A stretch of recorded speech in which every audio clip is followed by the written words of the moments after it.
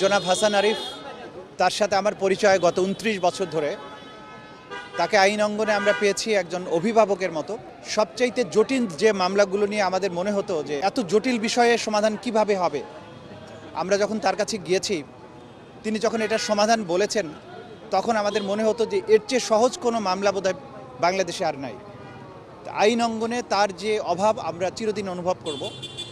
আর নতুন বাংলাদেশ গড়ার সময়ে তিনি রাষ্ট্রের এই সরকারের উপদেষ্টার দায়িত্ব নিয়ে যেভাবে কাজ শুরু করেছিলেন, সর্বশেষ কয়েকদিন আগেও একজন সাবেক প্রধান বিচারপতির ইন্তেকালের পরে জানাজা শেষে আমার কাঁধে হাত রেখে প্রায় 15 মিনিট ধরে তিনি কথা বলছিলেন দেশের বিভিন্ন বিষয় নিয়ে।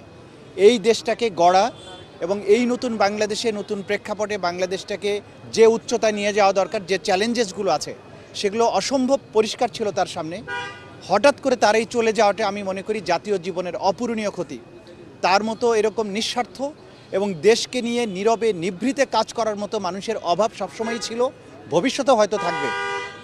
জনাব হাসান আরিফ বাংলাদেশের আইন অঙ্গনে এবং বাংলাদেশের রাজনীতির ইতিহাসে এবং নতুন বাংলাদেশ গড়ার ক্ষেত্রে তার যে অবিস্মরণীয় ভূমিকা ছিল, প্রত্যেকটা মানুষ এটা মনে রাখবেন এবং তার অভাবটা আমরা সবসময় অনুভব করতে থাকব। আমরা দোয়া করি আল্লাহ তাআলা তার এই দেশের প্রতি তার সেবার জন্য, বিচার ব্যবস্থার প্রতি তার সেবার জন্য আল্লাহ তাআলা তাকে যাতে ক্ষমা করেন এবং জান্নাত নসিব করেন।